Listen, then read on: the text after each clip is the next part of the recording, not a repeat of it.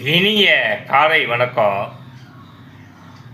இந்த வாழ்க்கையில் சாதிக்க முடியாமல் போனவங்க, தோற்று போனவங்க, எதையும் பிடுங்க முடியாதவங்க, ஒரு மயிரும் பிடுங்கலைன்னு சொல்லிட்டு லோக்கல் பாஷையில் சொல்கிறான். இதெல்லாம் செய்யாதவனுக்கு தான் விதி, கர்மா, டைம் நல்லா இல்லை எப்படிலாம் சொல்லுவாங்க. மற்றவன்லாம் அப்படி கிடையாது. இதெல்லாம் பிடுங்குறவன், சாதிக்கிறவன், இவனெல்லாம் இதெல்லாம் சொல்லிகிட்டு இருக்க மாட்டான் அப்படின்னு ஒரு கருத்துக்கள், கமெண்ட்டுகள் வரும். என்னுடைய வீடியோக்களில் கூட விமர்சனத்தில் சில பேர் என்ன சித்தன் அப்படின்றாங்க, சில பேர் பித்தையா இருந்தாலும் வாய்க்க விதி வசங்கிறான் அப்படிங்கிறான் இப்படிங்கிறான்லாம் அப்படியும் விமர்சனம் வரும் என்னை பற்றி. நான் ஏன் தெரியுமா உங்களுக்கு ஓஷோவின் கருத்துக்களிலிருந்து தாரை எடுத்து உங்களுக்கு பிழிஞ்சி உங்களுக்கு கொடுக்குறேன். அவன் ஒருத்தந்தான் லாஜிக் வைஸ் எந்த தத்துவமாக சும்மா அப்படியெல்லாம் நம்புறதில்லை.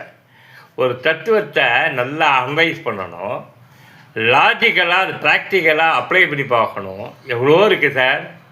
மண்டபத்துவத்தை சொல்கிறான்றது கிடையவே கிடையாது. நம்ம சுய புத்தி, சுய அறிவாற்றலில் அனலைஸ் பண்ணி சொல்லணும்.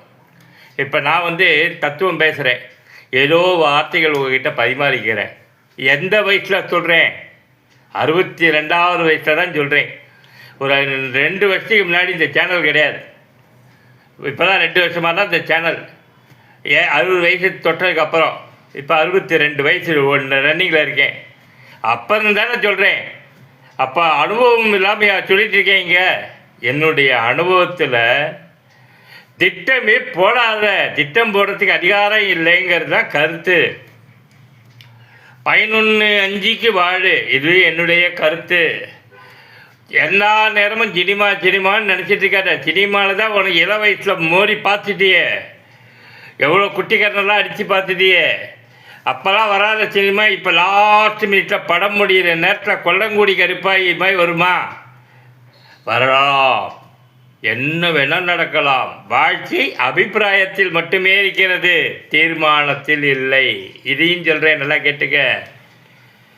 அதனால் வந்தால் வரவு. இப்போ 62 வயசுக்குள்ளனால என்னை புரிஞ்சுக்கிட்டு ஒரு தயாரிப்பாளர் வாங்கய்யா படம் எடுக்கலாம், உங்கள் டேலண்ட் எனக்கு பிடிச்சிருக்கியான்னு சொல்லி கூட எனக்கு மாறலாம். ஏன் வராதுன்னு முடிவு எடுக்கணும், வரும்னு நம்பிக்கையோடு இருக்கணும். ஜாலியாக விளையாடுவோம், ப்ளே கிரவுண்டில் விளையாடுற மாதிரி. உணவு, உடை, இருப்பிடம் இதுக்கு குறையில்லை. எல்லா கஷ்டத்தையும் வாழக்கூடிய மனைவி இருக்காங்க. அப்புறம் என்ன குறை? வாடா ஒரு கை பார்த்து